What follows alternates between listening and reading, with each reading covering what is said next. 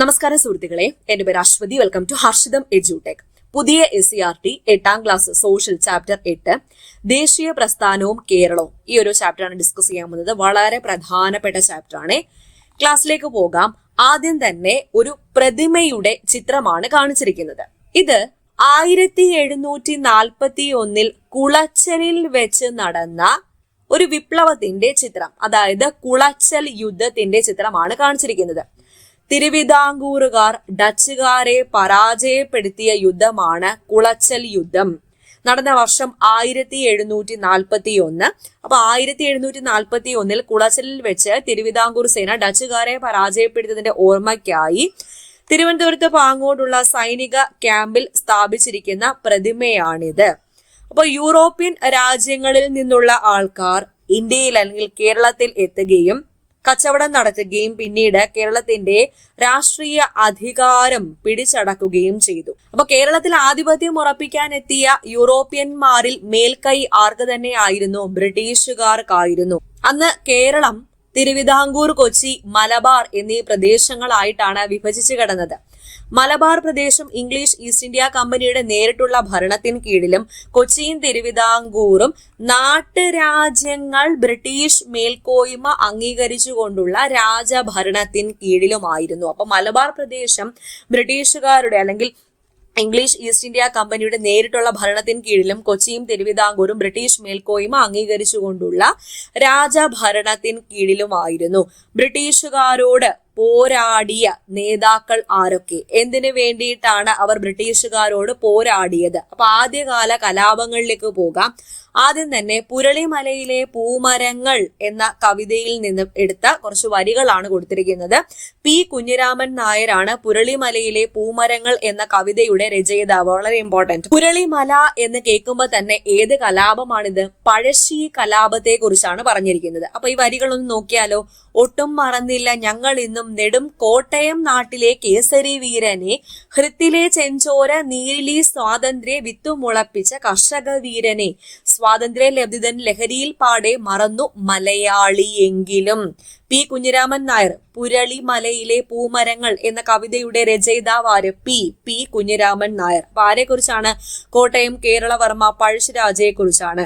അപ്പൊ പഴശ്ശി രാജയെ കുറിച്ച് പറയുമ്പോൾ വടക്കേ മലബാറിലെ കോട്ടയം രാജ കുടുംബാംഗമായിരുന്നു കേരളവർമ്മ പഴശ്ശിരാജ. ആദ്യകാലത്ത് ബ്രിട്ടീഷുകാരോട് അടുപ്പം കാണിച്ച വ്യക്തിയായിരുന്നു പഴശ്ശിരാജ. കാരണം എന്താണ്?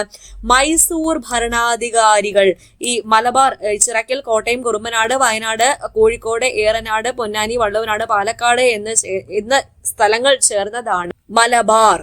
അപ്പൊ മലബാറിന്റെ അടുത്ത് കിടക്കുന്ന നാട്ടുരാജ്യമാണ് മൈസൂർ. അപ്പൊ മൈസൂറുകാർക്ക് മലബാറിനോടൊരു നോട്ടം ഉണ്ടായിരുന്നു. അപ്പൊ പഴശ്ശിരാജ എന്ത് ചെയ്തു? മൈസൂർ ഭരണാധികാരികൾക്കെതിരെ മലബാറിൽ അദ്ദേഹം ബ്രിട്ടീഷുകാരെ സഹായിച്ചു. അപ്പൊ അതിന് പ്രത്യുപകാരമായിട്ട് ഈ കോട്ടയം പ്രദേശത്ത് നിന്നുള്ള നികുതി പിരിക്കാൻ ബ്രിട്ടീഷുകാർ പഴശ്ശിരാജയ്ക്ക് അനുമതിയും നൽകി. എന്നാൽ ശ്രീരംഗപട്ടണം ഉടമ്പടിയോടെ മലബാർ ഇംഗ്ലീഷ് ഈസ്റ്റ് ഇന്ത്യ കമ്പനിയുടെ അധീനതയിലാകുകയും ഈ കോട്ടയത്ത് നിന്നുള്ള നികുതി പിരിക്കാനുള്ള അധികാരം പഴശ്ശിരാജയ്ക്ക് കൊടുക്കാതെ പഴശ്ശിരാജയുടെ അമ്മാവനായിരുന്ന കുറുമ്പ്രനാട് രാജാവായ വീരവർമ്മയെയാണ് കോട്ടയം ഭാഗത്ത് നിന്നുള്ള നികുതി പിരിക്കൽ ഏൽപ്പിച്ചത്. അപ്പൊ ഇത് പഴശ്ശിരാജയ്ക്ക് ബ്രിട്ടീഷുകാരുള്ള പ്രതിഷേധത്തിന് കാരണമാവുകയും പഴശ്ശിക്കും ബ്രിട്ടീഷുകാർക്കും ഇടയിൽ സംഘർഷം ഉടലെടുക്കുകയും ചെയ്തു. അപ്പോൾ ഇംഗ്ലീഷ് ഈസ്റ്റ് ഇന്ത്യ കമ്പനിക്കെതിരെ പഴശ്ശി കൈക്കൊണ്ട പ്രതിരോധ തന്ത്രങ്ങൾ എന്തൊക്കെയാണ്? താവളം വയനാട്ടിലേക്ക് മാറ്റി. പഴശ്ശിയുടെ താവളം എങ്ങോട്ടേക്ക് മാറ്റി? വയനാട്ടിലേക്ക് മാറ്റി. തദ്ദേശീയ ജനവിഭാഗങ്ങളെ കൂട്ടിച്ചേർത്തു. ഒളിപ്പോർ യുദ്ധമുറയാണ് പഴശ്ശി രാജാവ് സ്വീകരിച്ചത്, അഥവാ ഗൊറില്ല വാർഫെയർ. പഴശ്ശിരാജയെ സഹായിച്ച ആൾക്കാരാണ്, വളരെ ഇമ്പോർട്ടന്റ്, പഴശ്ശി യുദ്ധങ്ങളെ അല്ലെങ്കിൽ പഴശ്ശിരാജയെ സഹായിച്ച ആൾക്കാർ ആരൊക്കെ? കുരിശ്യ നായകൻ തലയ്ക്കൽ ചന്തു, നായർ പടയെ നയിച്ചത് എടച്ചേന കുങ്കൻ, കൈതേരി അമ്പു, കണ്ണവത്ത് ശങ്കരൻ, പള്ളൂർ ഏമൻ എന്നിവരാണ് പഴശ്ശിരാജയ്ക്ക് ശക്തമായ സൈനിക പിൻബലം നൽകിയത്. അപ്പൊ ശ്രീരംഗപട്ടണം ഉടമ്പടിയോടെയാണ് മലബാർ ബ്രിട്ടീഷുകാരുടെ അധീനതയിൽ കീഴിലായത്. ശ്രീരംഗപട്ടണം ഉടമ്പടി ഒപ്പുവെക്കാൻ കാരണമായ യുദ്ധം ഏത്? മൂന്നാം ആംഗ്ലോ മൈസൂർ യുദ്ധം. മൂന്നാം ആംഗ്ലോ മൈസൂർ യുദ്ധത്തിൽ മൈസൂർ സേന, ടിപ്പു സുൽത്താന്റെ നേതൃത്വത്തിലുള്ള മൈസൂർ സേന പരാജയപ്പെട്ടതിനെ തുടർന്ന് 1792 മാർച്ച് മാസം 18, ഡേറ്റ് വളരെ ഇമ്പോർട്ടന്റ്, 1792 മാർച്ച് മാസം 18 മൈസൂർ ഭരണാധികാരിയായ ടിപ്പു സുൽത്താനും ഇംഗ്ലീഷ് ഈസ്റ്റ് ഇന്ത്യ കമ്പനിയും തമ്മിൽ ഒപ്പുവെച്ച ഉടമ്പടിയാണ് ശ്രീരംഗപട്ടണം ഉടമ്പടി. അപ്പോൾ മലബാർ ബ്രിട്ടീഷ് ഭരണത്തിന് കീഴിലാകാൻ കാരണമായ ഉടമ്പടി ഏത്? ശ്രീരംഗപട്ടണം ഉടമ്പടിയാണ്. ഉടമ്പടി പ്രകാരം ടിപ്പുവിന്റെ അധീനതയിലായിരുന്ന മലബാർ, കൂർഗ് എന്നീ പ്രദേശങ്ങൾ ആർക്ക് ലഭിച്ചു? ബ്രിട്ടീഷുകാർക്ക് ലഭിച്ചു. ഓക്കെ, അപ്പൊ പഴശ്ശിരാജയിലേക്ക് തിരിച്ചു വന്നാൽ പഴശ്ശിരാജയ്ക്കെതിരെ ബ്രിട്ടീഷുകാർ സ്വീകരിച്ച നടപടികൾ എന്തെല്ലാമാണ്? ഒന്ന്, തന്ത്രപ്രധാന സ്ഥലങ്ങളിൽ സൈനിക താവളങ്ങൾ ഒരുക്കി. ആരെ മെരുക്കാൻ? പഴശ്ശിയെ മെരുക്കാൻ. പുതിയ റോഡുകൾ നിർമ്മിച്ചു. വയനാട്ടിലേക്ക് അരി എത്തിക്കുന്നത് തടഞ്ഞു. കലാപത്തിൽ പങ്കെടുത്തവരെ പിടിച്ചുകൊടുക്കുന്നവർക്ക് പാരിതോഷികം പ്രഖ്യാപിച്ചു. ആ പാരിതോഷികമാണ് ഇവിടെ കൊടുത്തിരിക്കുന്നത്. കേരളവർമ്മ പഴശ്ശിരാജയെ പിടിച്ചുകൊടുത്താൽ 3000 പഗോഡയാണ് കിട്ടുന്നത്. പഗോഡ അന്നത്തെ വിനിമയ നാണയമാണ്. വീരവർമ്മ രാജാവിനെ പിടിച്ചാൽ 1000 പഗോഡ, രവിവർമ്മ രാജാവിന് 1000 പഗോഡ, പള്ളൂർ ഏമന് 1000 പഗോഡ, പള്ളൂർ രേരപ്പന് 300 പഗോഡ, എടച്ചേന കുങ്കന് 1000 പഗോഡ. അപ്പൊ പിടിച്ചുകൊടുത്താൽ മുഴുവൻ പഗോഡയും കിട്ടും, വിവരം നൽകിയാൽ പകുതി പഗോഡയും കിട്ടും. അപ്പൊ ഇതൊക്കെ പറഞ്ഞിരിക്കുന്നത്, ഇങ്ങനെ പഴശ്ശിയുടെ തലയ്ക്കൊക്കെ വില ഇട്ടു അങ്ങനെയൊക്കെ പറഞ്ഞിരിക്കുന്നത് ഡോക്ടർ KKN കുറുപ്പിന്റെ പഴശ്ശി സമരങ്ങൾ എന്ന കൃതിയിലാണ്. അപ്പൊ ഇത് പ്രീവിയസ് ക്വസ്റ്റ്യൻ ആണ്. പഴശ്ശി സമരങ്ങൾ എന്ന കൃതിയുടെ രചയിതാവ് ആരാണ്? Doctor KKN കുറുപ്പാണ്. ഈ കാണിച്ചിരിക്കുന്നത് മാവിലാന്തോടുള്ള പഴശ്ശിയുടെ പ്രതിമയാണ്. മാവിലാന്തോട് വെച്ചാണ് അദ്ദേഹം വീരമൃത്യു വരിച്ചത്. അപ്പൊ പഴശ്ശിയുടെ ഭാഗത്ത് നിന്നും നിരവധി പ്രതിരോധങ്ങൾ ബ്രിട്ടീഷ് സേന നേരിട്ടെങ്കിലും തലശ്ശേരിയിലെ സബ് കളക്ടറായി വന്ന തോമസ് ഹാർവേ ബേബർ അഥവാ TH ബേബർ പഴശ്ശിയുടെ ശക്തിയായിരുന്ന സേനാ നായകരെ വധിച്ചും പഴശ്ശിയുടെ താവളങ്ങൾ കണ്ടെത്തിയും പഴശ്ശിയെ കൂടുതൽ പ്രതിരോധത്തിലാക്കി. അങ്ങനെ 1805 നവംബർ മാസം 30, ഡേറ്റ് ഓർക്കുക, വളരെ ഇമ്പോർട്ടന്റ്, പഴശ്ശിരാജ വീരമൃത്യു വരിച്ച ഡേറ്റ് ആണ് 1805 നവംബർ 30 വയനാട്ടിലെ മാവിലാന്തോട് എന്ന സ്ഥലത്ത് വെച്ച് കമ്പനി സൈന്യത്തോടുള്ള ഏറ്റുമുട്ടലിൽ പഴശ്ശിരാജാവ് വീരമൃത്യു വരിച്ചു. TH ബേബർ പറഞ്ഞിരിക്കുന്ന വാചകമാണ്. പഴശ്ശി വീരമൃത്യു മരിച്ചതിനു ശേഷം ഇദ്ദേഹം പറഞ്ഞ വാചകമാണ്.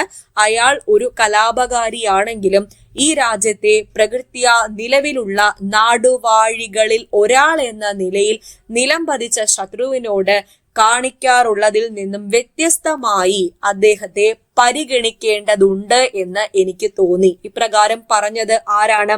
TH ബേബർ ആണ്.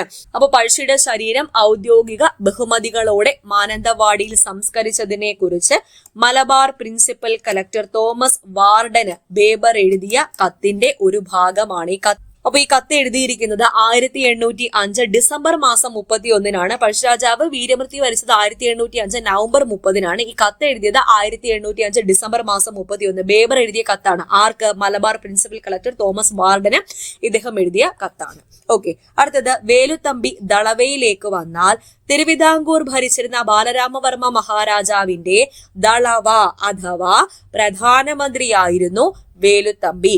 1805 ഈ ഇംഗ്ലീഷ് ഈസ്റ്റ് ഇന്ത്യ കമ്പനിയും തിരുവിതാംകൂർ രാജാവും തമ്മിൽ ഒരു കരാറിൽ ഏർപ്പെട്ടു. അപ്പൊ ഈ കരാറ് പ്രകാരം ബ്രിട്ടീഷ് റെസിഡന്റായ മെക്കാളയുടെ നിയന്ത്രണത്തിൽ തിരുവിതാംകൂറിന്റെ ഭരണം ആവുകയും, ആ സമയത്ത് ഭരിച്ചിരുന്ന ബാലരാമവർമ്മ അത്ര കഴിവില്ലാത്ത ആളായിരുന്നു. അപ്പൊ അതുകൊണ്ട് തന്നെ ബ്രിട്ടീഷ് റെസിഡന്റായ മെക്കാളയുടെ നിയന്ത്രണത്തിൽ തിരുവിതാംകൂറിന്റെ ഭരണമാവുകയും വേലുത്തമ്പി ദളവയുടെ ഉത്തരവുകളൊക്കെ ഈ മെക്കാളെ റദ്ദാക്കുകയും ചെയ്തു. കൂടാതെ കമ്പനിക്ക് നൽകാനുള്ള നികുതി കുടിശ്ശിക തുക ദളവ പെട്ടെന്ന് തന്നെ അടച്ചു തീർക്കണം എന്ന് പറഞ്ഞു. അപ്പോ ഈ ഒരു കാരണം കൊണ്ട് തന്നെ വേലുത്തമ്പിയും ബ്രിട്ടീഷുകാരും തമ്മിൽ സംഘർഷമുണ്ടായി.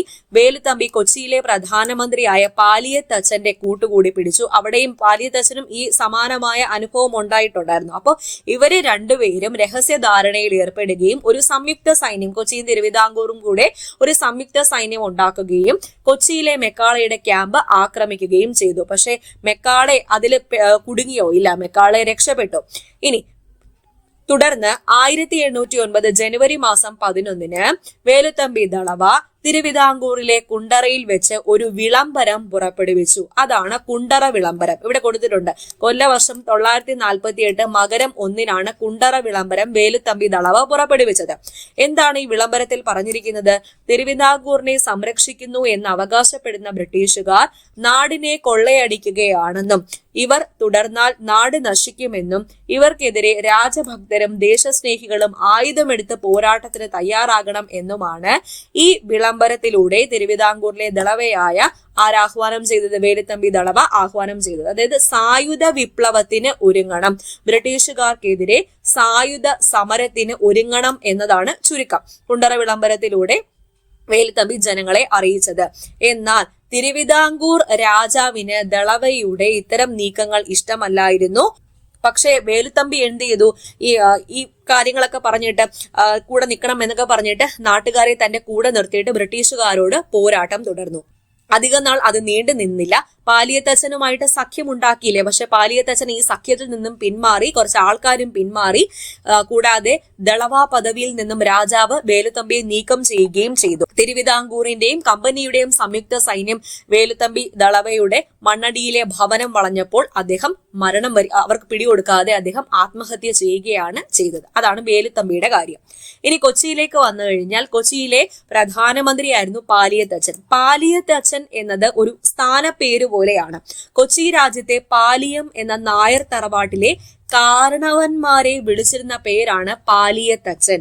പാലിയത്തച്ഛന്മാർ കൊച്ചി രാജ്യത്തിലെ മന്ത്രി മുഖ്യൻ അഥവാ പ്രധാനമന്ത്രി എന്ന സ്ഥാനം വഹിച്ചു പോകുന്നു. അപ്പൊ അവിടുത്തെ നികുതിയൊക്കെ പിരിച്ചിരുന്നത് പാലിയത്തച്ഛനായിരുന്നു. ബ്രിട്ടീഷ് റെസിഡന്റ് ആയ മെക്കാളെ ഈ കൊച്ചിയിലെ ആഭ്യന്തര കാര്യങ്ങളിൽ ഇടപെട്ട് പാലിയത്തച്ഛന്റെ അധികാരങ്ങളൊക്കെ ഒന്ന് കുറച്ചു. കൂടാതെ പാലിയത്തച്ഛന്റെ ശത്രുവിന് മെക്കാളെ അഭയം നൽകിയതും പാലിയത്തച്ഛന് അത്ര രസിച്ചില്ല. ഈ കാരണങ്ങളൊക്കെ കൊണ്ടാണ് ദളവയുമായിട്ട് ഒരു സഖ്യമുണ്ടാക്കുകയും ബ്രിട്ടീഷുകാർക്കെതിരെ പോരാട്ടം ആരംഭിക്കുകയും ചെയ്തത്. പക്ഷെ അത് അധികം നാൾ നീണ്ടു നിന്നില്ല. ബ്രിട്ടീഷുകാർ പാലിയത്തച്ഛനെ മദിരാശിയിലേക്ക് നാട് കടത്തുകയും ചെയ്തു. അപ്പൊ അവരുടെ രണ്ടുപേരുടെയും കാര്യം അവിടെ കഴിഞ്ഞു. ഇനി അടുത്ത കലാപത്തിലേക്ക് വന്നാൽ കുറിച്യർ കലാപമാണ്. കുറിച്യർ കലാപം വയനാട്ടിലെ ഗോത്ര വിഭാഗങ്ങളായ കുറിച്യരും കുറുമ്പരുമാണ് നേതൃത്വം നൽകിയത്. വളരെ ഇമ്പോർട്ടന്റ്. വയനാട്ടിലെ ഗോത്ര വിഭാഗങ്ങളായ കുറിച്യരും കുറുമ്പരും നേതൃത്വം നൽകിയ കലാപമാണ് കുറിച്യ കലാപം. ഈ കലാപത്തിന്റെ നേതാവ് ആരാണെന്ന് ചോദിച്ചാൽ രാമനമ്പി അഥവാ രാമമൂപ്പനാണ് കുറിച്യ കലാപത്തിന്റെ നേതാവ്. ബ്രിട്ടീഷുകാർക്കെതിരെ ഗോത്ര വിഭാഗങ്ങൾ നടത്തിയ കലാപമാണ് കുറിച്യ കലാപം. കലാപത്തിൽ പഴശ്ശിയെ സഹായിച്ചിരുന്ന കുറിച്യരെയും കുറുമ്പരെയും ഒക്കെ ബ്രിട്ടീഷുകാർ ശത്രുക്കളായിട്ടാണ് കണ്ടത്. ഇവരോട് ചെയ്ത നടപടികൾ, ബ്രിട്ടീഷുകാർ ചെയ്ത നടപടികൾ എന്തൊക്കെയാണ്? ഗോത്ര ജനതയുടെ തുണ്ട് ഭൂമികൾ പിടിച്ചെടുത്തു.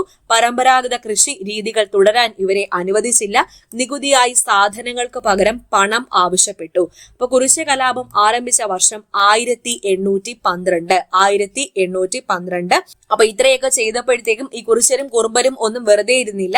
ഇവരുടെ കയ്യിലുള്ള സാധനങ്ങളൊക്കെ, ഇവരുടെ കയ്യിൽ ബ്രിട്ടീഷുകാരെ പോലെ തോക്കോ അങ്ങനത്തെ ഒന്നുമില്ല, കുന്തവും കോലും ഒക്കെ കൊണ്ട് ബ്രിട്ടീഷുകാരെ പ്രതിരോധിക്കാൻ വേണ്ടി ഇറങ്ങി. രാമനമ്പി അഥവാ രാമമൂപ്പനായിരുന്നു ആരുടെ നേതാവ്? ഈ കുറിച്യ കലാപത്തിന്റെ നേതാവ്. PSC 1 മാർക്ക് ചോദ്യം. സുൽത്താൻ ബത്തേരിയിലും മാനന്തവാടിയിലും ഉണ്ടായിരുന്ന ബ്രിട്ടീഷ് സൈന്യത്തെ ആക്രമിച്ചു. എന്നാൽ കൂടുതൽ പട്ടാളക്കാരെയൊക്കെ എത്തിച്ച് ഈ കുറിച്യ കലാപം ബ്രിട്ടീഷുകാർ അടിച്ചമർത്തുകയാണ് ഉണ്ടായത്. അടുത്തത് കർഷക അസംതൃപ്തിയും കലാപത്തിലേക്ക് എത്തുന്നു. കർഷക അസംതൃപ്തി ഉണ്ടാകാനുള്ള കാരണങ്ങളാണ് ഇനി പറയാൻ പോകുന്നത്. അതിനു മുന്നേ CA ഇന്നസിന്റെ മലബാർ ഗസറ്റിയർ എന്ന കൃതിയിൽ കൊടുത്തിരിക്കുന്ന വരികളാണ്. 1836 മുതൽ 1853 വരെയുള്ള 18 വർഷങ്ങൾക്കിടയിൽ മലബാറിൽ എത്ര കലാപങ്ങൾ നടന്നു? 22ഓളം ശക്തമായ കലാപങ്ങൾ നടന്നു. ഈ കലാപങ്ങൾക്കുള്ള പ്രധാന കാരണം എന്താണെന്നാണ് വില്യം ലോഗൻ മലബാർ മാനുവലിൽ രേഖപ്പെടുത്തിയിരിക്കുന്നത്. ബ്രിട്ടീഷ് ഗവൺമെന്റിന്റെ നികുതി നയങ്ങൾ, നികുതി അനാവശ്യമായിട്ട് ചുമത്തുന്നത്, നികുതി കൂട്ടുന്നത്, കൂടാതെ ജന്മിമാരുടെ ചൂഷണം, കുടിയൊഴിപ്പിക്കൽ, ഇവയൊക്കെയാണ് ഈ കലാപങ്ങൾക്ക് കാരണം എന്നാണ് മലബാർ ഡിസ്ട്രിക്ട് കളക്ടറായിരുന്ന വില്യം ലോഗൻ തന്റെ മലബാർ മാനുവൽ എന്ന കൃതിയിൽ രേഖപ്പെടുത്തിയിരുന്നത്. അപ്പൊ ഇങ്ങനെ ചൂഷണത്തിന് വിധേയരായ കർഷകരും പ്രതിഷേധത്തിന് ഇറങ്ങി. ഈ കർഷകരിൽ കൂടുതൽ മാപ്പിളമാരായിരുന്നു. തെക്കേ മലബാറിലെ മാപ്പിള കർഷകർ. അതുകൊണ്ട് തന്നെ ഈ കലാപങ്ങളെ മാപ്പിള ലഹളകൾ എന്നാണ് വിശേഷിപ്പിച്ചത്. അപ്പോൾ ഈ കലാപത്തിൽ പങ്കെടുത്ത ഭൂരിഭാഗം ആൾക്കാരും തെക്കേ മലബാറിലെ മാപ്പിളമാർ ആയതുകൊണ്ട് തന്നെയാണ് ഈ കലാപങ്ങളെ മാപ്പിള ലഹള എന്ന് വിളിച്ചത്. മാപ്പിള ലഹള. ഓക്കെ. കോട്ടയം, വയനാട് എന്നീ പ്രദേശങ്ങളിൽ നടന്നത് പഴശ്ശി കലാപമാണ്. സാഹചര്യം എന്തായിരുന്നു? തെറ്റായ നികുതി നയമാണ്. അടുത്തത് ആഭ്യന്തര കാര്യങ്ങളിലെ ബ്രിട്ടീഷ് ഇടപെടൽ മൂലമാണ് തിരുവിതാംകൂറിൽ വേലുത്തമ്പി ദളവയുടെ വക ചെറുത്തുനിൽപ്പുകൾ ഉണ്ടായത്. കൊച്ചിയിൽ ആഭ്യന്തര കാര്യങ്ങളിലെ ബ്രിട്ടീഷ് ഇടപെടൽ മൂലമാണ് പാലിയത്തച്ഛന്റെ വക ചെറുത്തുനിൽപ്പുകൾ ഉണ്ടായത്. കുരിശ്യ കലാപം വയനാടാണ്. എന്തായിരുന്നു? തെറ്റായ നികുതി നയം. നികുതി വർധനവും കുടിയൊഴിപ്പിക്കലും മലബാറിലാണ്. മാപ്പിള ലഹളയായിരുന്നു ചെറുത്തുനിൽപ്പ്. അടുത്തത് സാമൂഹിക പരിഷ്കരണ പ്രസ്ഥാനമാണ്. പണ്ഡിറ്റ് KP കറുപ്പന്റെ ജാതിക്കുമ്മി എന്ന കൃതിയിൽ നിന്നെടുത്തിരിക്കുന്ന വരികളാണ്. നാൽക്കാലികളെക്കാളും താഴെയാണോ ഇക്കാണും മാനുഷ സോദരന്മാർ? കാലത്ത് 20-ാം നൂറ്റാണ്ടിലും ഇത് നീക്കാറായില്ലല്ലോ യോഗപ്പെണ്ണെ. എന്തൊരാൾക്കാരാണ് നിങ്ങൾ ജ്ഞാനപ്പെണ്ണെ. എന്തൊക്കെ കാര്യങ്ങളാണ് മുകളിൽ കൊടുത്ത വരികൾ ശ്രദ്ധിച്ചല്ലോ. എന്തൊക്കെ ആശയങ്ങളാണ് നിങ്ങൾക്ക് മനസ്സിലാക്കാൻ പറ്റുന്നത്?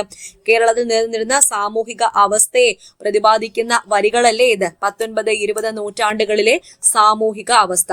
ഇന്ന് കാണുന്നത് പോലെ തുല്യതയും സമത്വവും ഒക്കെ ഉണ്ടായിരുന്നു. തൊട്ടുകൂടായ്മ നിലനിരുന്ന സാഹചര്യം, തീണ്ടിക്കൂടായ്മ, സഞ്ചാര വിലക്ക് തുടങ്ങിയ ധാരാളം സാമൂഹിക തിന്മകൾ കേരളത്തിൽ നിലനിന്നിട്ടുണ്ട്. കേരളത്തെ ഒരു ഭ്രാന്താലയം എന്ന് സ്വാമി വിവേകാനന്ദൻ വിശേഷിപ്പിക്കാൻ കാരണം തന്നെ ഈ ഒരു ജാതി വ്യവസ്ഥയാണ്. അദ്ദേഹം പറഞ്ഞിരിക്കുന്ന കാര്യം, മലബാറിൽ അഥവാ കേരളത്തിൽ ഞാൻ കണ്ടതിനേക്കാൾ കവിഞ്ഞ ഒരു വിഡിത്തം ഇതിനു മുൻപ് എവിടെയും കണ്ടിട്ടില്ല. പഴയ SCRT-യിലുള്ളത് ഓർക്കുന്നോ? സവർണർ നടക്കുന്ന വഴിയിൽ കൂടി അവർണന് നടന്നുകൂടാ. ഈ മലബാറുകാരെല്ലാം ഭ്രാന്തന്മാരാണ്. അവരുടെ വീടുകൾ അത്രയും ഭ്രാന്താലയങ്ങൾ എന്ന് സ്വാമി വിവേകാനന്ദൻ 1897 പറഞ്ഞത് പഴയ SCRT-യിൽ ഒന്ന് ഓർമ്മിപ്പിക്കുകയാണ്. ഓക്കെ, ഇനി നോക്കൂ. സാമൂഹിക പരിഷ്കർത്താക്കളും അവരുടെ പ്രധാന പ്രവർത്തനങ്ങളുമാണ്. ഓരോരുത്തരെയായിട്ട് നോക്കാം. വൈകുണ്ഠ സ്വാമികൾ. ഇദ്ദേഹം ആരംഭിച്ച പ്രസ്ഥാനമാണ് സമത്വ സമാജം. വർഷം ഏതാ? 1836. കേരളത്തിലെ ആദ്യകാല സാമൂഹിക പരിഷ്കർത്താക്കളിൽ ഒരാളായിരുന്നു വൈകുണ്ഠ സ്വാമികൾ. വിഗ്രഹാരാധനയുടെ യുക്തിരാഹിത്യം വെളിപ്പെടുത്തിക്കൊണ്ട് ദക്ഷിണേന്ത്യയിൽ ആദ്യമായി കണ്ണാടി പ്രതിഷ്ഠ നടത്തിയത് ആരാണ്? വൈകുണ്ഠ സ്വാമികളാണ് ദക്ഷിണേന്ത്യയിൽ ആദ്യമായി കണ്ണാടി പ്രതിഷ്ഠ നടത്തിയത്. ശ്രീനാരായണ ഗുരു, കേരള നവോത്ഥാനത്തിന്റെ പിതാവ് എന്നറിയപ്പെടുന്നത് ശ്രീനാരായണ ഗുരുവാണ്. ഇദ്ദേഹം ഏത് പ്രസ്ഥാനവുമായി ബന്ധപ്പെട്ടിരിക്കുന്നു? ശ്രീനാരായണ ധർമ്മ പരിപാലന യോഗവുമായി ബന്ധപ്പെട്ടിരിക്കുന്നു. കേരളത്തിൽ സാമൂഹിക മാറ്റത്തിന് വേണ്ടി പ്രവർത്തിച്ച പരിഷ്കർത്താക്കളിൽ പ്രഥമ സ്ഥാനീയനാണ് ശ്രീനാരായണ ഗുരു. അന്ധവിശ്വാസങ്ങൾക്കും ജാതി വിവേചനങ്ങൾക്കും എതിരെ പോരാടി വിദ്യ കൊണ്ട് പ്രബുദ്ധരാകാൻ ഉദ്ഘോഷിച്ചു. അരുവിപ്പുറത്ത് ശിവപ്രതിഷ്ഠ നടത്തുകയും ജാതിഭേദവും മതദ്വേഷവും ഇല്ലാതെ ഏവരും സാഹോദര്യത്തോടെ കഴിയുന്ന മാതൃകാ സ്ഥാനമാണെന്ന് ഈ ക്ഷേത്രത്തെ വിശേഷിപ്പിക്കുകയും ചെയ്തു. സഹോദരൻ അയ്യപ്പൻ, മഹാകവി Kumaranasan, doctor P. Palpu, TK Madhavan തുടങ്ങിയ പരിഷ്കർത്താക്കളെ ഇദ്ദേഹത്തിന്റെ ദർശനങ്ങൾ സ്വാധീനിക്കുകയും ചെയ്തു. വിദ്യ കൊണ്ട് പ്രബുദ്ധരാകുക, സംഘടന കൊണ്ട് ശക്തരാകുക എന്ന് പറഞ്ഞത് ആരാണ്? ശ്രീനാരായണ ഗുരുവാണ്. അടുത്തത് കുര്യാക്കോസ് ഏലിയാസ് ചാവറ. സാമൂഹിക പരിഷ്കർത്താവും വിദ്യാഭ്യാസ പ്രവർത്തകനുമായിരുന്നു കുര്യാക്കോസ് ഏലിയാസ് ചാവറ. അവശത അനുഭവിക്കുന്ന ജനവിഭാഗങ്ങൾക്കായി അനാഥാലയങ്ങളും വിദ്യാലയങ്ങളും സ്ഥാപിച്ചു ചാവറ കുര്യാക്കോസ് ഏലിയാസ്. ചട്ടമ്പി സ്വാമികൾ ജാതി വ്യവസ്ഥയും യുക്തിരഹിതമായ ആചാരങ്ങളെയും എതിർത്തു. മലയാള ഭാഷയ്ക്കും സാഹിത്യത്തിനും വിലപ്പെട്ട സംഭാവനകൾ ഇദ്ദേഹം നൽകി. വക്കം അബ്ദുൽ ഖാദർ മൗലവി ആരംഭിച്ച പ്രസ്ഥാനമാണ് തിരുവിതാംകൂർ മുസ്ലിം മഹാജന സഭ. മുസ്ലിം സമുദായത്തിന്റെ സാംസ്കാരിക നവോത്ഥാനത്തിന് വേണ്ടി പ്രവർത്തിച്ചു. രാജവാഴ്ചയുടെ പൊള്ളത്തരങ്ങൾ വെളിച്ചത്ത് കൊണ്ടുവരാൻ സ്വദേശാഭിമാനി എന്ന പത്രം ആരംഭിച്ചത് ആര്? വക്കം അബ്ദുൽ ഖാദർ മൗലവി. അതിന്റെ പത്രാധിപരായിരുന്നു സ്വദേശാഭിമാനി രാമകൃഷ്ണപിള്ള. അയ്യങ്കാളി, ഇദ്ദേഹം ആരംഭിച്ച പ്രസ്ഥാനം സാധുജന പരിപാലന സംഘം. അടിസ്ഥാന ജനവിഭാഗങ്ങളുടെ അവകാശങ്ങൾക്കും ആത്മാഭിമാനത്തിനും സഞ്ചാര സ്വാതന്ത്ര്യത്തിനും വിദ്യാഭ്യാസത്തിനും വേണ്ടി പോരാടി. വില്ലുവണ്ടി സമരം നയിച്ചത് അയ്യങ്കാളിയാണ്. കല്ലുമാല സമരത്തിന് നേതൃത്വം നൽകി. മന്നത്ത് പത്മനാഭൻ ഏത് പ്രസ്ഥാനവുമായി ബന്ധപ്പെട്ടിരിക്കുന്നു? Nair service society. നായർ സമുദായത്തിന്റെ സാമൂഹിക മുന്നേറ്റത്തിനും വിദ്യാഭ്യാസ പുരോഗതിക്കും വേണ്ടി പ്രവർത്തിച്ചു. കേരളത്തിൽ പൗരാവകാശങ്ങൾ നേടിയെടുക്കുന്നതിന് വേണ്ടിയുള്ള സമരങ്ങൾ നയിച്ചു. ഒയ്യേൽ യോഹനാൻ അഥവാ ശ്രീ കുമാര ഗുരുദേവൻ പ്രസ്ഥാനം PRDS ആണ്, പ്രത്യക്ഷ രക്ഷാ ദൈവസഭ. ജാതീയത, അടിമത്തം തുടങ്ങിയ സാമൂഹിക തിന്മകൾക്കെതിരെ പോരാടി. VT ഭട്ടതിരിപ്പാട് ഏത് പ്രസ്ഥാനവുമായി ബന്ധപ്പെട്ടിരിക്കുന്നു? യോഗക്ഷേമ സഭയുമായി ബന്ധപ്പെട്ടിരിക്കുന്നു. അടുക്കളയിൽ നിന്ന് അരങ്ങത്തേക്ക് എന്ന പ്രശസ്ത നാടകം രചിച്ചത് VT ആണ്. നമ്പൂതിരി സമുദായ പരിഷ്കർത്താവാണ്, സാമൂഹ്യ പ്രവർത്തകനാണ്, എഴുത്തുകാരനാണ്. അടുത്തത് പണ്ഡിറ്റ് KP കറുപ്പൻ, അരയ സമാജ സ്ഥാപകൻ, കവിയും നാടകകൃത്തുമാണ്. കൂടാതെ ഇദ്ദേഹം പിന്നാക്ക വിഭാഗങ്ങളുടെ ഉന്നമനത്തിന് വേണ്ടി പ്രവർത്തിക്കുകയും ചെയ്തു. വാഗ്ഭടാനന്ദൻ ഏത് പ്രസ്ഥാന സ്ഥാപകനാണ്? ആത്മവിദ്യാ സംഘം. യുക്തിയിൽ അധിഷ്ഠിതമായ വിമർശന ചിന്തയെ പ്രോത്സാഹിപ്പിച്ചു. ആചാരങ്ങളെ കാലത്തിനനുസരിച്ച് പരിഷ്കരിക്കാൻ ശ്രമിച്ചു. ഓക്കെ, ഇവരുടെ സംഭാവനകൾ വളരെ ഇമ്പോർട്ടന്റ് ആണ്. കൂടാതെ കുറച്ച് സ്ത്രീകളുടെ പേര് കൊടുത്തിട്ടുണ്ട്. ദാക്ഷായണി വേലായുധൻ, പാർവതി നെന്മേനി മംഗലം, ആര്യാപ്പള്ളം, കാലുക്കുട്ടി ആശാത്തി. ഇവരൊക്കെയും സ്ത്രീകളുടെ ഉന്നമനത്തിന് വേണ്ടി പ്രവർത്തിച്ച ആൾക്കാരാണ്. പൗരസ്വാതന്ത്ര്യത്തിന് വേണ്ടിയുള്ള പോരാട്ടങ്ങളാണ് ഈ നോക്കുന്നത്. ആദ്യത്തേത് മേൽമുണ്ട് സമരം. മേൽമുണ്ട് സമരം നോക്കാം. മേൽമുണ്ട് സമരത്തെ തുടർന്ന് സ്ത്രീകൾക്ക് മേൽവസ്ത്രം ധരിക്കാനുള്ള അവകാശം നൽകിക്കൊണ്ട് തിരുവിതാംകൂർ മഹാരാജാവായ ശ്രീ ഉത്രം തിരുനാൾ മാർത്താണ്ഡവർമ്മ, വളരെ ഇമ്പോർട്ടന്റ്, ചാന്നാർ സ്ത്രീകൾക്ക് മേൽവസ്ത്രം ധരിക്കാനുള്ള അവകാശം നൽകിയ തിരുവിതാംകൂർ രാജാവാര്? ഉത്രം തിരുനാൾ മഹാരാജാവാണ്. ആ ഒരു വിളംബരമാണ് ഇവിടെ കൊടുത്തിരിക്കുന്നത്. എല്ലാ മതത്തിലുള്ള ചാന്നാട്ടികളും കട്ടിശീല കൊണ്ട് ഉടുത്തു കെട്ടിക്കൊള്ളുകയോ മേൽജാതിയിലുള്ള സ്ത്രീകളെ പോലെ അല്ലാതെ മറ്റേത് വിധത്തിലെങ്കിലും മാറുമറച്ചു കൊള്ളുകയോ ചെയ്യുന്നതിന് വിരോധം ഇല്ലായിക കൊണ്ട് വിവരം സകലമാന പേരും അറിഞ്ഞു നടന്നു കൊള്ളുകയും വേണം. ഓക്കെ, മേൽമുണ്ട് സമരം അഥവാ ചാന്നാർ ലഹളയെ കുറിച്ച് നമ്മൾ ഓൾറെഡി പണ്ടത്തെ SCRT-യിലൊക്കെ ഡിസ്കസ് ചെയ്തിട്ടുള്ളതിലെ തെക്കൻ തിരുവിതാംകൂറിലെ ചാന്നാർ സമുദായത്തിലെ സ്ത്രീകൾക്ക് ഉയർന്ന വിഭാഗം എന്ന് കരുതപ്പെടുന്ന സ്ത്രീകളെ പോലെ മേൽവസ്ത്രം ധരിക്കാനുള്ള അവകാശം ഉണ്ടായിരുന്നോ? ഇല്ല.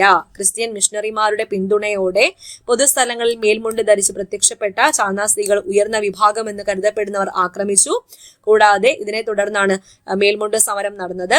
അങ്ങനെ 1859 ജൂലൈ മാസം 26-നാണ് ചാന്നാർ സ്ത്രീകൾക്ക് മേലുള്ള നിയന്ത്രണങ്ങൾ ഒഴിവാക്കിക്കൊണ്ട് തിരുവിതാംകൂർ മഹാരാജാവ് കൽപ്പന പുറപ്പെടുവിച്ചത്. അപ്പൊ വർഷം ഓർക്കുക, 1859 ജൂലൈ മാസം 26-ആണ്. അടുത്തത് വൈക്കം സത്യാഗ്രഹം. വൈക്കം ക്ഷേത്രത്തിൽ പ്രത്യക്ഷപ്പെട്ട വൈക്കം ക്ഷേത്രത്തിന് 100 മീറ്റർ അകലെ സ്ഥാപിച്ചിരുന്ന ഒരു ബോർഡാണ് അയിത്ത ജാതിക്കാർ ഇതിനു അപ്പുറം പ്രവേശിക്കാൻ പാടില്ല എന്നത്. അപ്പോ സഞ്ചാര സ്വാതന്ത്ര്യത്തിന് വേണ്ടി നടന്ന സത്യാഗ്രഹമാണ് വൈക്കം സത്യാഗ്രഹം. വൈക്കം ക്ഷേത്രത്തിന് ചുറ്റുമുള്ള റോഡിലൂടെ താഴ്ന്നതെന്ന് ഗണിക്കപ്പെട്ടിരുന്ന ജനവിഭാഗങ്ങളെ സഞ്ചരിക്കാൻ അനുവദിച്ചിരുന്നില്ല. ഈ ഒരു വിവേചനത്തിനെതിരെ 1924 മാർച്ച് മാസം 30-ന് ആരംഭിച്ച സത്യാഗ്രഹമാണ് വൈക്കം സത്യാഗ്രഹം. വൈക്കം സത്യാഗ്രഹത്തിന് നേതൃത്വം നൽകിയ ആൾക്കാർ ആരൊക്കെ? TK Madhavan, K Kelappan, KP Kesava Menon എന്നിവരാണ് വൈക്കം സത്യാഗ്രഹം നയിച്ചത്. TK മാധവന്റെ ചിത്രം ഇവിടെ കൊടുത്തിട്ടുണ്ട്, K കേളപ്പന്റെ ചിത്രവും കൊടുത്തിട്ടുണ്ട്. ഒരാളെയും കൂടെ ഓർക്കുക, ആരാണ്? KP കേശവമേനോൻ. KP കേശവമേനോൻ. ദേശീയ ശ്രദ്ധ ആകർഷിച്ച വൈക്കം സത്യാഗ്രഹം ആരുടെ മധ്യസ്ഥതയിലാണ് അവസാനിപ്പിച്ചത്? ഗാന്ധിജിയുടെ മധ്യസ്ഥതയിലാണ് അവസാനിപ്പിച്ചത്. അങ്ങനെ 1925 നവംബർ മാസം 23-ന് ക്ഷേത്രത്തിന്റെ 3 വശങ്ങളിൽ കൂടിയുള്ള റോഡുകൾ, അതായത് കിഴക്കേ നടയിലേക്കുള്ള 2 പാതകൾ ഒഴികെ ഹിന്ദുമതത്തിലെ എല്ലാ വിഭാഗങ്ങൾക്കും തുറന്നുകൊടുത്തു. ഇനി വൈക്കം സത്യാഗ്രഹത്തെ തുടർന്ന് സവർണ ജാഥ സംഘടിപ്പിച്ചത് ആരാണെന്ന് ചോദിച്ചാൽ മന്നത്ത് പത്മനാഭനാണ്. PSC 1 മാർക്ക് ചോദ്യം. വൈക്കം സത്യാഗ്രഹത്തോടുള്ള ഐക്യദാർഢ്യം പ്രകടിപ്പിക്കുന്നതിന് വേണ്ടി മന്നത്ത് പത്മനാഭന്റെ നേതൃത്വത്തിൽ വൈക്കത്ത് നിന്നും തിരുവനന്തപുരത്തേക്കാണ് എന്ത് സംഘടിപ്പിച്ചത്? സവർണ ജാഥ സംഘടിപ്പിച്ചത്. വൈക്കത്ത് നിന്ന് തിരുവനന്തപുരത്തേക്ക് ഓർക്കുക. അടുത്തത് ഗുരുവായൂർ സത്യാഗ്രഹമാണ്. ഹിന്ദുമതത്തിലെ എല്ലാ വിഭാഗം ജനങ്ങൾക്കും ഗുരുവായൂർ ക്ഷേത്രത്തിൽ പ്രവേശനം അനുവദിക്കണമെന്നാവശ്യപ്പെട്ട് നടന്ന പ്രക്ഷോഭമാണ് ഗുരുവായൂർ സത്യാഗ്രഹം. ഗുരുവായൂർ സത്യാഗ്രഹത്തിന്റെ നേതാക്കൾ ആരൊക്കെ? K കേളപ്പനും മന്നത്ത് പത്മനാഭനുമാണ്. ഗുരുവായൂർ സത്യാഗ്രഹം ആരംഭിച്ചത് 1931 നവംബർ മാസം 1-നാണ്. നവംബർ 1. സമരപരിപാടികൾ ശക്തമായതിനെ തുടർന്ന് 1 മാസം വരെ ക്ഷേത്രം അടച്ചിടാൻ അധികാരികൾ നിർബന്ധിതരായി. ഗുരുവായൂർ സത്യാഗ്രഹത്തിന്റെ വോളണ്ടിയർ ക്യാപ്റ്റൻ ആരായിരുന്നു? AK ഗോപാലൻ. കൂടാതെ P കൃഷ്ണപിള്ള. ഇവരെ 2 പേരെയും സത്യാഗ്രഹത്തെ എതിർത്തവർ ക്രൂരമായി മർദ്ദിക്കുകയും ചെയ്തു. കൂടാതെ K കേളപ്പന്റെ നേതൃത്വത്തിൽ മരണം വരെ ഉപവാസം തുടങ്ങി. ഇങ്ങനെ ഉപവാസം തുടങ്ങിയപ്പോൾ അനേകം ആളുകൾ പിന്തുണയുമായിട്ട് എത്തി. ഗാന്ധിജിയുടെ ഒരു നിർദ്ദേശപ്രകാരമാണ് ഈ ഒരു ഉപവാസം അവസാനിപ്പിച്ചത്. കേരള ഗാന്ധി എന്നറിയപ്പെടുന്നത് കേളപ്പൻ തന്നെയാണ്. അങ്ങനെ ക്ഷേത്രപ്രവേശനത്തെ കുറിച്ച് പൊതുജനങ്ങളുടെ അഭിപ്രായം അറിയാൻ വേണ്ടിയിട്ട് പൊന്നാനി താലൂക്കിൽ കോൺഗ്രസ് ഒരു ജനഹിത പരിശോധന നടത്തിയപ്പം ഭൂരിപക്ഷം ആൾക്കാരും ഇതിനെ പിന്തുണച്ചു. അങ്ങനെ സമസ്ത ഹിന്ദുക്കൾക്കും ക്ഷേത്രപ്രവേശനത്തിന് അനുകൂലമായൊരു അന്തരീക്ഷം സൃഷ്ടിക്കാൻ ഗുരുവായൂർ സത്യാഗ്രഹത്തിന് കഴിയുകയും ചെയ്തു. 1936 നവംബർ മാസം 12 തിരുവിതാംകൂർ ഭരണാധികാരിയായിരുന്ന ശ്രീ ചിത്തിരതിരുനാൾ ബാലരാമവർമ്മയാണ് ക്ഷേത്രപ്രവേശന വിളംബരം പുറപ്പെടുവിച്ചത്. ഈ ഒരു ഡേറ്റ് എപ്പോഴും ചോദിക്കാറുണ്ട്. 1936 നവംബർ മാസം 12. 1936 നവംബർ മാസം 12. ഇതിലൂടെ തിരുവിതാംകൂറിലെ ക്ഷേത്രങ്ങൾ എല്ലാ വിഭാഗം ഹിന്ദുക്കൾക്കും തുറന്നുകൊടുത്തു. ഗാന്ധിജി ക്ഷേത്രപ്രവേശന വിളംബരത്തെ എങ്ങനെയാണ് വിശേഷിപ്പിച്ചത്? ആധുനിക കാലത്തെ മഹാത്ഭുതം എന്നാണ് വിശേഷിപ്പിച്ചത്. ഓക്കെ, അടുത്തത് പാലിയം സത്യാഗ്രഹത്തെ കുറിച്ച് നോക്കാം. സ്വാതന്ത്ര്യാനന്തരം കേരളത്തിൽ നടന്ന സത്യാഗ്രഹമാണ് പാലിയം സത്യാഗ്രഹം. വർഷം 1947-48. എന്തായിരുന്നു ഈ ഒരു സത്യാഗ്രഹത്തിലേക്ക് നയിച്ചത്? കൊച്ചിയിലെ ചേന്നമംഗലത്തെ പാലിയത്തച്ഛന്റെ വസതിക്ക് മുന്നിലെ റോഡിലൂടെ നടക്കാൻ പാടില്ല. അപ്പോ ഈ റോഡിലൂടെ നടന്നു പോകാൻ അരികുവൽക്കരിക്കപ്പെട്ടിരുന്ന, അതായത് അയിത്ത ജാതിക്കാർ എന്ന് പറയുന്ന ആൾക്കാർ, ഈ ജനവിഭാഗങ്ങൾക്ക് വിലക്കുണ്ടായിരുന്നു. ഈ പ്രശ്നത്തെ ചൊല്ലി രാഷ്ട്രീയ കക്ഷികളും സമുദായ സംഘടനകളും ഒക്കെ ഒത്തുചേർന്നു. പാലിയം സത്യാഗ്രഹം നയിച്ചത് ആരാണെന്ന് ചോദിച്ചാൽ സി കേശവനാണ് പാലിയം സത്യാഗ്രഹം നയിച്ചത്. PSC 1 മാർക്ക് ചോദ്യം. അപ്പൊ സി കേശവൻ ഉൾപ്പെടെയുള്ളവർ നേതൃത്വം നൽകി. ഇവരെ നേരിടാൻ സർക്കാർ അറസ്റ്റും മർദ്ദന മുറകളും ഒക്കെ പ്രയോഗിച്ചു. അങ്ങനെ 1948 കൊച്ചിയിലെ മുഴുവൻ ക്ഷേത്രങ്ങളും ജാതിമത ഭേദമന്യേ എല്ലാവർക്കുമായി തുറന്നു കൊടുക്കപ്പെട്ടു. അങ്ങനെ പാലിയം റോഡിലൂടെയും സഞ്ചരിക്കാനുള്ള സ്വാതന്ത്ര്യം എല്ലാവർക്കും ലഭിച്ചു. ഓക്കെ, അപ്പൊ നോക്കാം. മേൽമുണ്ട് സമരം എന്തിനാണ് നടന്നത്? വസ്ത്രധാരണ വിലക്ക്. സാഹചര്യം അതായിരുന്നു. വൈക്കം സത്യാഗ്രഹം നടക്കാനുണ്ടായ സാഹചര്യം എന്താണ്? വഴി നടക്കാനുള്ള അവകാശ നിഷേധം. ബന്ധപ്പെട്ട വ്യക്തി അല്ലെങ്കിൽ പ്രധാന നേതാവ് TK മാധവൻ. ഗുരുവായൂർ സത്യാഗ്രഹം, ഗുരുവായൂർ ക്ഷേത്രത്തിൽ എല്ലാ ജാതിയിൽപ്പെട്ട ഹിന്ദുക്കൾക്കും പ്രവേശിക്കുന്നതിന് വേണ്ടിയുള്ള അവകാശ നിഷേധമാണ് ഇന്ന് സാഹചര്യം. കേളപ്പനാണ് നേതൃത്വം നൽകിയത്.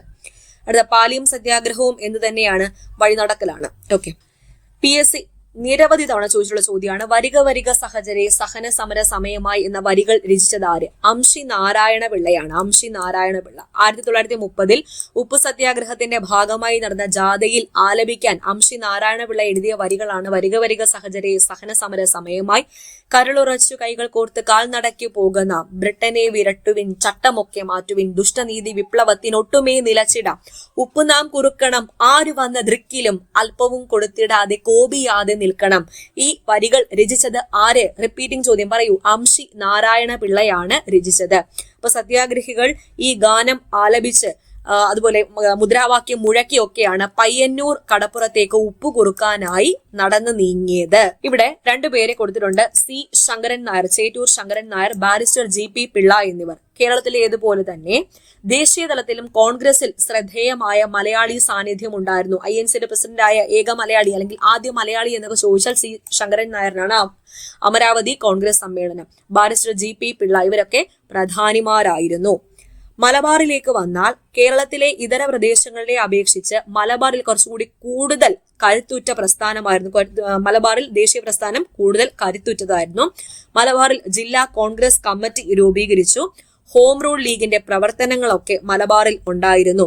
കൂടാതെ ഖിലാഫത്ത്, നിസ്സഹകരണ പ്രസ്ഥാനങ്ങൾ ഇവയ്ക്കൊക്കെ വലിയ പിന്തുണയാണ് മലബാറിൽ നിന്ന് ലഭിച്ചത്.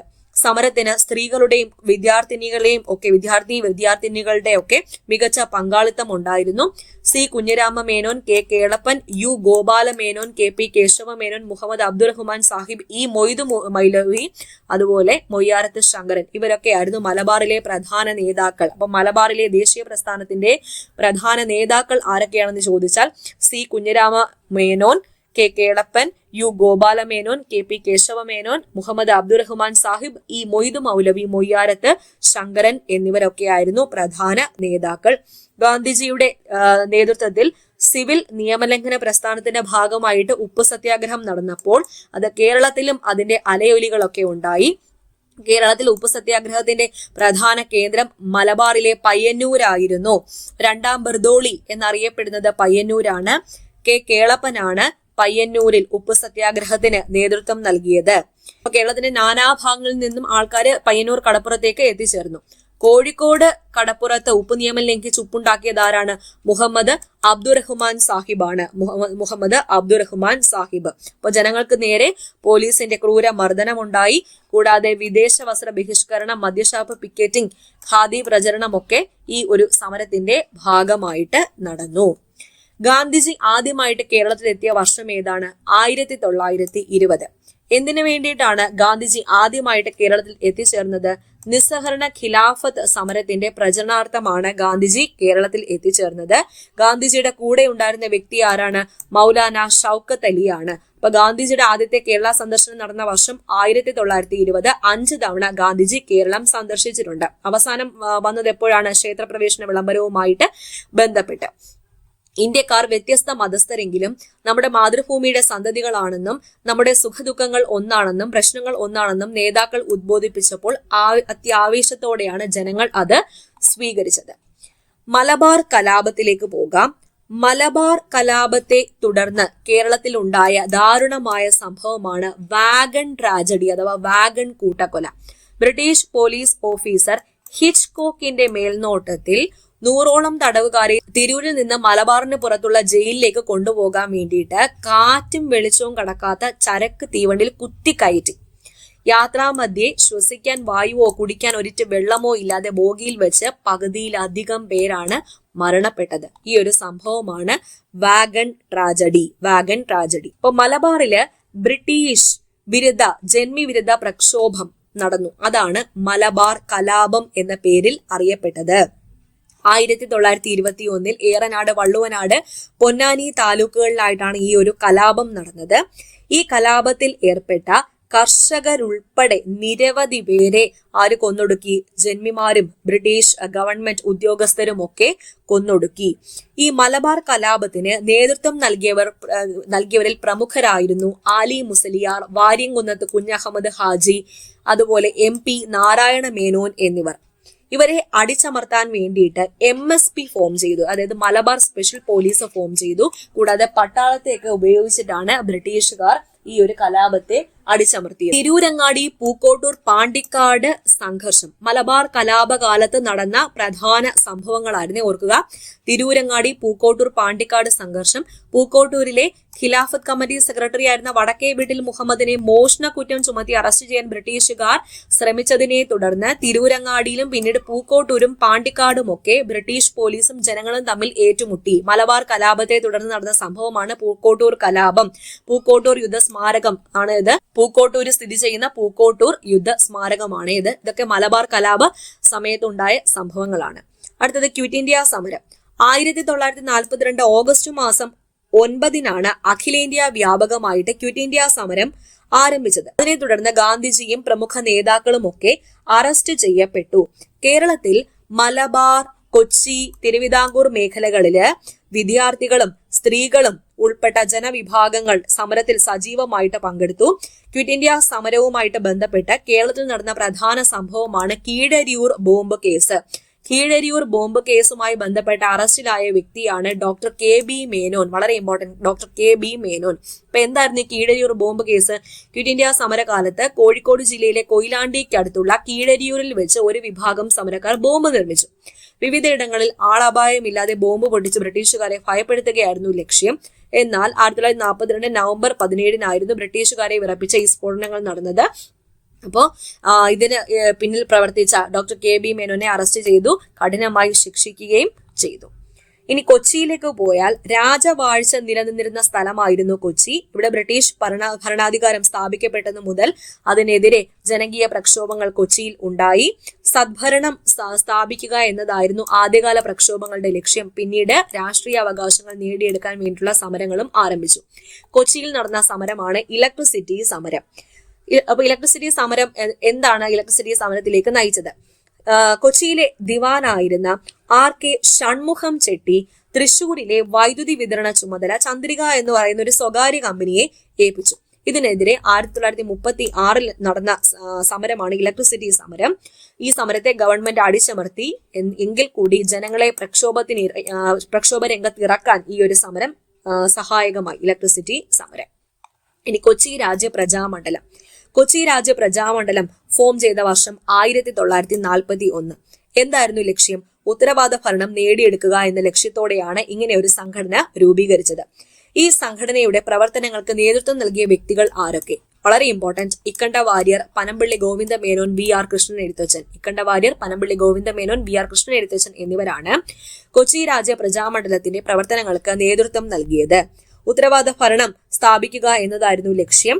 അപ്പോൾ ഇതിനു വേണ്ടി 1946 ജൂലൈ 29 ഉത്തരവാദ ഭരണ ദിനമായി ആചരിക്കുകയും ചെയ്തു.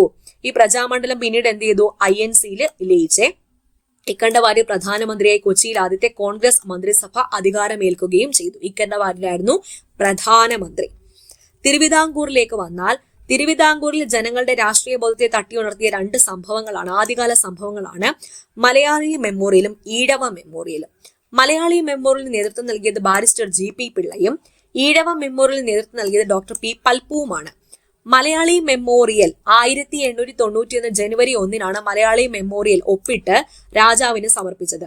ഈഴവ മെമ്മോറിയൽ ആണെങ്കിൽ 1896 സെപ്റ്റംബർ മാസം 3 ഈഴവ മെമ്മോറിയൽ ഈഴവ സമുദായത്തിലെ അംഗങ്ങൾ ഒപ്പിട്ട് രാജാവിന് സമർപ്പിച്ചത്.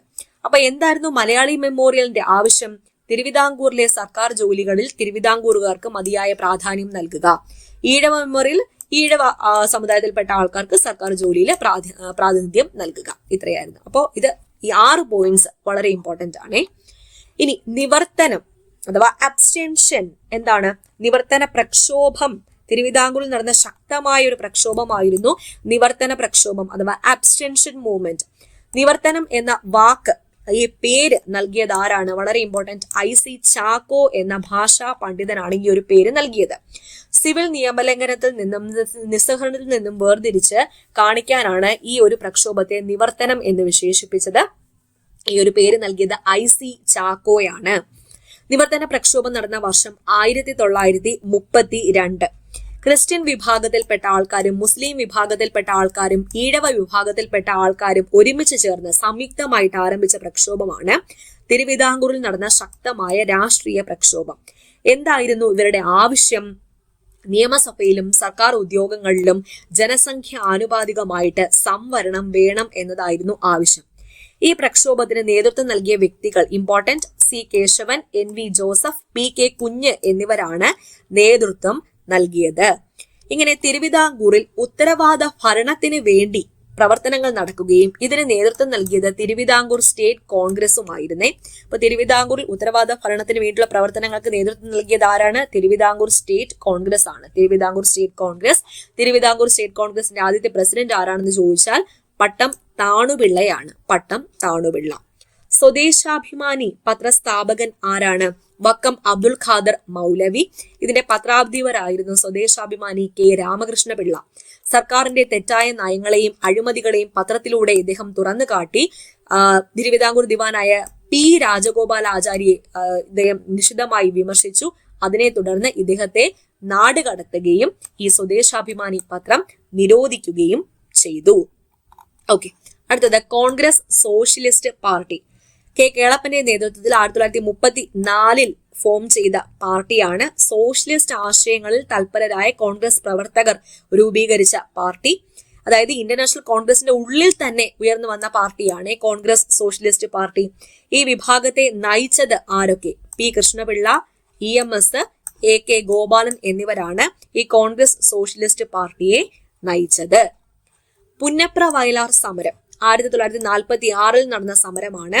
സർ CP രാമസ്വാമി അയ്യരുടെ സ്വേച്ഛാധിപത്യ ഭരണത്തിനെതിരെ നടന്ന സമരമാണ്. സ്വേച്ഛാധിപത്യ ഭരണത്തിനെതിരെയും ഉത്തരവാദ ഭരണം സ്ഥാപിക്കണം എന്ന ആവശ്യം ഉന്നയിച്ചുകൊണ്ട് പുന്നപ്രയിൽ നടന്ന സമരമാണ് പുന്നപ്ര വയലാർ സമരം. കർഷകരും തൊഴിലാളികളും ഒക്കെ പങ്കെടുത്തു. കമ്മ്യൂണിസ്റ്റ് പാർട്ടിയുടെ നേതൃത്വത്തിലാണ് ഈ ഒരു സമരം നടന്നത് എന്നും ഓർക്കുക. അടുത്ത സ്വാതന്ത്ര്യത്തിലേക്കുള്ള സ്ത്രീ മുന്നേറ്റത്തെ കുറിച്ചാണ്. ഗാന്ധിജി കേരളത്തിൽ എത്തിയപ്പോൾ തന്റെ ആഭരണങ്ങൾ ഗാന്ധിജിക്ക് നൽകിയ ഒരു പെൺകുട്ടി ഉണ്ടായിരുന്നു. അവരാണ് കൗമുദി ടീച്ചർ. അപ്പൊ ഗാന്ധിജിക്ക് ഈ ആഭരണങ്ങൾ കൊടുത്തപ്പോൾ ഗാന്ധിജി ചോദിച്ചു, അച്ഛനമ്മമാരോട് കൗമുദി എന്തു പറയും? ആഭരണമില്ലാത്ത പെൺകുട്ടിയെ വേണ്ടെന്ന് ഭർത്താവായി വരാനിരിക്കുന്നയാൾ ശാഠ്യം പിടിച്ചാൽ നീ എന്ത് ചെയ്യും എന്ന് കൗമുദി ടീച്ചറിനോട് ചോദിച്ചപ്പോ കൗമുദി ടീച്ചർ പറഞ്ഞു, അങ്ങനെ ശാഠ്യം പിടിക്കുന്ന ഒരു ഭർത്താവിനെ എനിക്കും വേണ്ടെന്ന് ഞാനും ശാഠ്യം പിടിക്കും എന്ന് പറഞ്ഞു. പിന്നീട് ജീവിതത്തിൽ കൗമുദി ടീച്ചർ ആഭരണവും ധരിച്ചിട്ടില്ല. പിന്നീടുള്ള ജീവിതത്തിൽ മൊത്തം ഖാദി വസ്ത്രമാണ് ധരിച്ചിരുന്നത്. അപ്പൊ കേരളത്തിൽ സ്ത്രീകൾ നേതൃത്വം വഹിച്ച ദേശീയ സമരങ്ങൾ ഏതൊക്കെയാണെന്ന് ചോദിച്ചാൽ മലബാർ കലാപം, അതുപോലെ ഉപ്പ് നിർമ്മാണം, ഖാദി വസ്ത്രങ്ങൾ നെയ്തെടുത്ത് ഉപയോഗിക്കുന്ന പ്രവർത്തനങ്ങൾ, ഇവയിലൊക്കെ സ്ത്രീകൾ സജീവമായിരുന്നു. മലബാറിൽ AV കുട്ടിമാളു അമ്മ, അമ്മു സ്വാമിനാഥൻ, തിരുവിതാംകൂറിൽ അക്കാമ ചെറിയാൻ, ആനി മസ്ക്രീൻ. മലബാറിൽ ഈ സമരങ്ങൾക്കൊക്കെ നേതൃത്വം നൽകിയത് AV കുട്ടിമാളു അമ്മയും അമ്മു സ്വാമിനാഥനുമാണ്. തിരുവിതാംകൂറിൽ അക്കാമ ചെറിയാനും ആനി മസ്ക്രീനും. C കുഞ്ഞിക്കാവമ്മ വളരെ ഇമ്പോർട്ടന്റ്, പ്രാധാന്യമോടെ കൊടുത്തിട്ടുണ്ട്. ഗാന്ധിജി ആദ്യമായി കേരളം സന്ദർശിച്ചപ്പോൾ സ്വർണ്ണ നൂലിൽ കോർത്ത ഒരു തുളസിമാല മകനെ കൊണ്ട് ഗാന്ധിജിയുടെ കഴുത്തിൽ അണിയിച്ചു നൽകിയ വ്യക്തിയാണ് C കുഞ്ഞിക്കാവമ്മ. ഉപഹാരം സ്വീകരിക്കണമെങ്കിൽ ആയുഷ്കാലം മുഴുവൻ ഖാദി വസ്ത്രങ്ങൾ മാത്രമേ ധരിക്കുകയുള്ളൂ എന്ന് പ്രതിജ്ഞ ചെയ്യാൻ ഗാന്ധിജി പറഞ്ഞപ്പോൾ അങ്ങനെ പ്രതിജ്ഞ എടുക്കുകയും ജീവിതാവസാനം വരെ അത് പാലിക്കുകയും ചെയ്ത വ്യക്തിയാണ്. കൂടാതെ സമരങ്ങളുടെ ഭാഗമായി നിരവധി തവണ ജയിൽവാസം അനുഭവിക്കുകയും ചെയ്തു. 1938 കേരള പ്രദേശ് കോൺഗ്രസ് കമ്മിറ്റിയുടെ പ്രസിഡന്റ് ആയിരുന്നു. ഹരിജനോദ്ധാരണം, ഖാദി പ്രചാരണം എന്നിവയിലും സജീവമായിരുന്നു C കുഞ്ഞിക്കാവമ്മ. ഓർക്കുക. അപ്പോൾ മലബാറിൽ ദേശീയ സമരത്തിന് നേതൃത്വം നൽകിയ വ്യക്തിയാണ് AV കുട്ടിമാളു അമ്മ. കൂടാതെ അമ്മു സ്വാമിനാഥനും ഉണ്ടായിരുന്നു. അക്കാമ ചെറിയാനും ആനി മസ്ക്രീനും തിരുവിതാംകൂറിലാണ് നേതൃത്വം നൽകിയത്. C കുഞ്ഞിക്കാവമ്മയുടെ ഫാക്റ്റും കൂടി ഓർക്കുക. അടുത്തത് സംസ്ഥാന രൂപീകരണത്തിലേക്ക് പോകാം. ഭാഷയുടെ അടിസ്ഥാനത്തിൽ സംസ്ഥാനം രൂപീകരിക്കാൻ പോകുന്നു. അതിനു മുന്നോടിയായി കുറച്ച് സംഭവങ്ങളൊക്കെ നടന്നിട്ടുണ്ടായിരുന്നേ. 1947 തൃശ്ശൂരിൽ വെച്ച് നടന്ന ഐക്യ കേരള കൺവെൻഷന്റെ പ്രമേയം ഇവിടെ കൊടുത്തിട്ടുണ്ട്. ഭൂമിശാസ്ത്രപരവും ഭാഷാപരവും സാംസ്കാരികവും സാമ്പത്തിക ഭരണപരവുമായ പരിഗണനകൾ അടിസ്ഥാനമാക്കി കേരളത്തിന്റെ ഭാഗങ്ങളായി ഗണിക്കാവുന്ന തിരുവിതാംകൂർ, കൊച്ചി എന്നീ നാട്ടുരാജ്യങ്ങളും ബ്രിട്ടീഷ് ഇന്ത്യൻ വിഭാഗങ്ങളും മയ്യഴിയും ഒരുമിച്ച് ചേർത്ത് ഇന്ത്യൻ യൂണിയനിൽ ഉൾപ്പെടുന്ന സ്വയം ഭരണാധികാരമുള്ള ഒരു ഘടകമായി സംഘടിപ്പിക്കണം. ഈ ഘടകത്തിലെ ഭരണകൂടത്തിന്റെ എല്ലാ അധികാര ശക്തിയും ജനങ്ങളിൽ നിക്ഷിപ്തമായിരിക്കണം.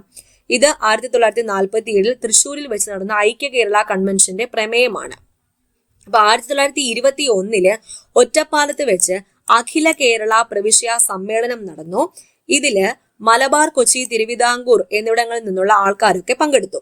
1928 ജവഹർലാൽ നെഹ്റുവിന്റെ അധ്യക്ഷതയിൽ പയ്യന്നൂർ കോൺഗ്രസ് സമ്മേളനം സംഘടിപ്പിക്കുകയും ഭാവിയിൽ ഭാരതം സ്വതന്ത്രമാകുമ്പോൾ ഭാരതത്തിന് ഒരു ഭരണഘടന വേണമെന്നും കേരളത്തെ ഒരു പ്രത്യേക സംസ്ഥാനമായി പുനഃസംഘടിപ്പിക്കണമെന്നും ആവശ്യം ഉയർന്നു. എവിടെ? 1928 നെഹ്റുവിന്റെ നേതൃത്വത്തിൽ നടന്ന പയ്യന്നൂർ കോൺഗ്രസ് സമ്മേളനത്തിൽ.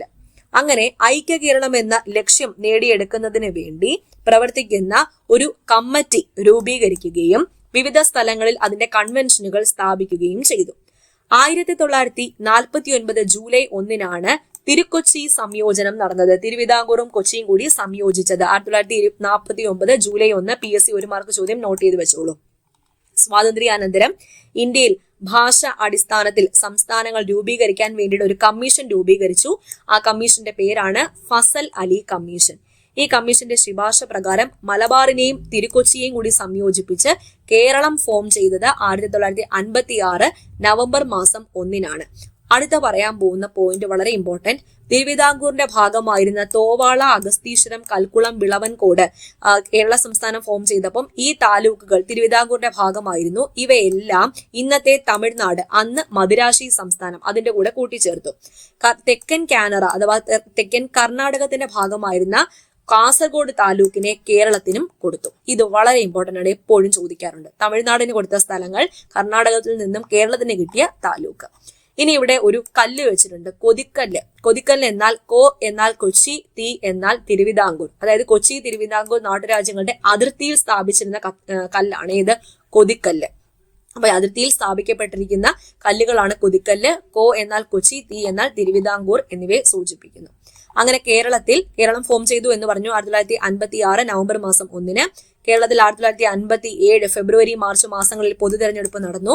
1957 ഏപ്രിൽ 5 EMSന്റെ നേതൃത്വത്തിലുള്ള ആദ്യ മന്ത്രിസഭ കേരളത്തിൽ അധികാരമേൽക്കുകയും ചെയ്തു. ഓക്കെ, അപ്പൊ ഇത്രയാണ് ഈ ഒരു ചാപ്റ്റർ. EMS ആണ് ആദ്യത്തെ ചീഫ് മിനിസ്റ്റർ. ആദ്യത്തെ ഫിനാൻസ് മിനിസ്റ്റർ ആരാണ്? C അച്യുതമേനോൻ. ഓക്കെ, അങ്ങനെ ആദ്യത്തെ എഡ്യൂക്കേഷൻ കോർപ്പറേഷൻ ആരാണ്? ജോസഫ് മുണ്ടശ്ശേരി. അങ്ങനെ പോയി.